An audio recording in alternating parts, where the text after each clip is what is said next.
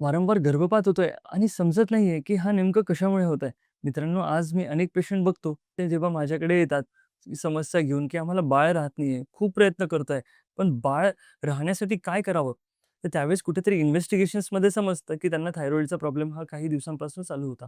अनेक उपाययोजना झालेल्या असतात, त्यांच्या गोळ्यासुद्धा चालू असतात. पण कुठेतरी असं जाणवतं, की त्यांचे थायरॉइडचे जे लक्षणं आहेत, ते कुठेतरी कमी झालेले दिसत नाही.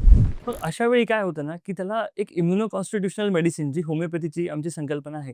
तर त्या मेडिसिन्समधून आम्ही काय करत असतो, पेशंटला मुळापासून बरं करण्याचा प्रयत्न करतो. बऱ्याचदा असं होतं, की त्यांच्या थायरॉइडचे लक्षणं तर सगळे तसेच असतात, पण त्यांच्या रिपोर्ट्स नॉर्मल असतात. मग अशा वेळी समजत नाही, की नेमकं गर्भपात होतोय तो कशामुळे होतोय? तर मित्रांनो, होमिओपॅथीमध्ये त्याच्यावर एक उत्तम उपाय आहे.